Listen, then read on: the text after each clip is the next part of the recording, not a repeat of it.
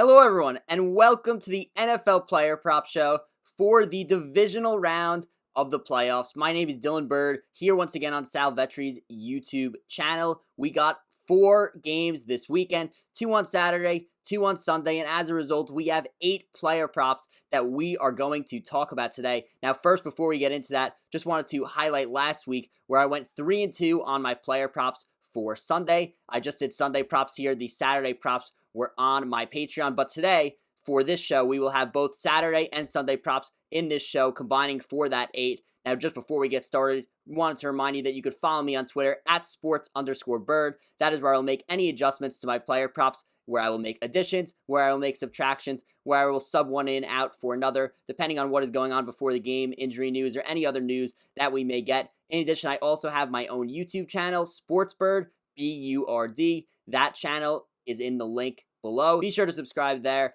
In addition, I also have my Patreon, as I mentioned before. That is where I have some additional NBA player prop podcasts there 2 days a week. In addition, I normally have a player prop podcast for non-Sunday football, but since that is coming to a close, it will be just NBA. So if you're into that stuff, be sure to check out my Patreon as well. And of course, just wanted to remind you to like this video and subscribe to this channel. It really helps me out. It really helps Sal out. Also, like always, this player prop show is sponsored by Monkey Knife Fight. You can go onto Monkey Knife Fight and they will match your deposit 100% up to $50 with the promo code VETRI, V-E-T-R-I. If you love prop betting, Monkey Knife Fight is an amazing place to take advantage of this great deposit bonus. They have tons of games, in terms of props for you to play there. So be sure to check out Monkey Knife Fight. Now let's get started and let's get right into the 8 player props that we are going to talk about today. The first player prop that we are going to talk about today, we have Cam Akers rushing yards prop, which is at over under 70.5 in this game against the Packers. So the Rams come into this game with a 32% run blocking advantage over the Packers, according to Pro Football Focus.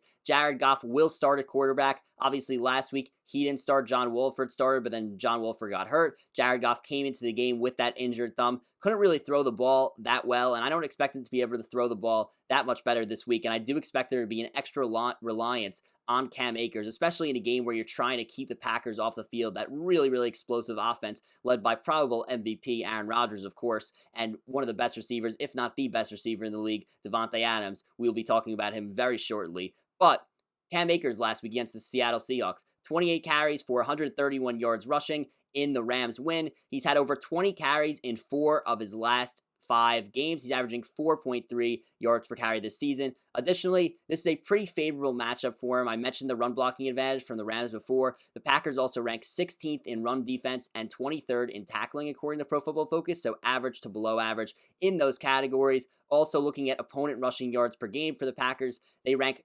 13th in the NFL at 112.8 rushing yards allowed to their opponents per game. As a result of the favorable matchup for Akers, as well as the fact that he's going to be force-fed the ball several times with Goff being injured and just trying to, run clock to keep the Packers off the field, I do like Cam Akers over 70.5 rushing yards in this game. Now getting into the second player prop that we're going to talk about on this slate, we have Cam Akers once again at over under 14.5 receiving yards in this game. Now Akers, I'm not going to get into this too much here because we already talked about the Packers a ton and their defense, but Cam Akers has hit the over 14.5 receiving yards in 4 of his last 5 games. He had 2 catches for 45 yards against Seattle, 4 for 52 against the Cardinals in Week 17. I think he's going to play a big role once again in the passing game, as maybe Goff can't throw the ball that far because of his thumb, may have, a few more check down passes. As a result, I like him over 14.5 receiving yards as well in this game. All it takes is possibly 1 catch to get over that 14.5 number, and that's why I like it so much. I think he could see 2 to 3 catches at least, and he goes over this number, 14.5. as a result against the Packers. Now moving into the third player prop that we're going to talk about today, we are looking at Devonte Adams' receptions line, which is at over under 6.5 in this game. Obviously has a very tough matchup against the Rams. I understand that. Now just going into the numbers here, the Packers have a minus 40% pass blocking advantage according to Pro Football Focus, which ranks last amongst all teams playing this week. In addition, the Rams rank first in coverage and first in opponent passing yards per game. So the Rams have one of the most dominant secondaries in the league, if not the best pass defense in the league. Now, you have Devonte Adams here, a guy who, in my opinion, is matchup proof, a guy who, in my opinion, is the best wide receiver in the league. So while, yes, he has a tough matchup, yes, I expect this game to be possibly low scoring. The over-under is not high at all. I believe it's hovering around 45.5 right now. Devonte Adams has a 13% matchup advantage, according to Pro Football Focus, against his opponent, Jalen Ramsey. Like I said, I think this guy is just matchup proof. He had 149 targets this season, which ranked 4th in the NFL. He had a 34.1% target share, which ranked 1st in the NFL, and 115 receptions, which ranked 2nd in the NFL. He's cleared this 6.5 number in 10 out of the 14 games he's played this season. Now, I understand all the concerns about the Rams' passing defense, but in the playoffs, in this game, divisional round, the Packers are going to rely on Devonte Adams a ton, like they have all season. I think he could get past any single corner in the league. I think he's going to have a good day, despite the fact that his props are a little bit lower due to this tough matchup, and I think he hits his over 6.5 receptions in this game against the Los Angeles Rams as the Packers go on to the NFC Championship game. The fourth NFL player prop that we're looking at this week, we're looking at the Bills versus Ravens game, the nightcap, the most interesting game on the slate, in my opinion, and a prop that we took last week. We were looking at Lamar Jackson's rushing yards prop at over under 74.5. The Ravens come into this week with a 46% run blocking advantage against the Buffalo Bills, which is the highest in the NFL this week. The Bills also ranked 31st in run defense, 18th in tackling, and ranked 20th in opponent rushing yards per game at 122.2. Now, I think the Ravens are really going to just run the ball on the Bills all day, and I think they're going to be able to get whatever they want as well. The Bills haven't really been exposed in the running game this year, despite their run defense being horrible, and it's because it's been masked by Josh Allen, Stephon Diggs, and that explosive offense. But I think once they play the Ravens, who are arguably the best running team in the league, I mean, they could just go at you from so many different directions. Dobbins, Gus Edwards, Lamar Jackson, and that's a tough run defense. That's a tough run game to stop, and I think it'll be a tough run game for Buffalo to stop, who struggles against the run. I think that the Ravens are going to just run all over them. Lamar Jackson had 136 rushing yards on 16 carries against the Titans last week. He's cleared the 74.5 number in 5 of the last 6 games he's played in. Now, with the favorable matchup he gets here, and Lamar Jackson getting really going throughout the last few weeks from in that Ravens running game, I think he hits his over in this game. And I do love the fact that Lamar is just such a big play guy that he could just get 40 to 50 rushing yards on one play like he did last week. And then all of a sudden, this is an easy prop to hit. I've seen the Ravens in, the few playoff games that Lamar has played in, they've really relied on him running the ball, and I think they're going to do it once again this week. It's a huge advantage to have that big playability as well, and he goes over 74.5 rushing yards against the Buffalo Bills. I think the Ravens win this game outright as well and head to the AFC Championship.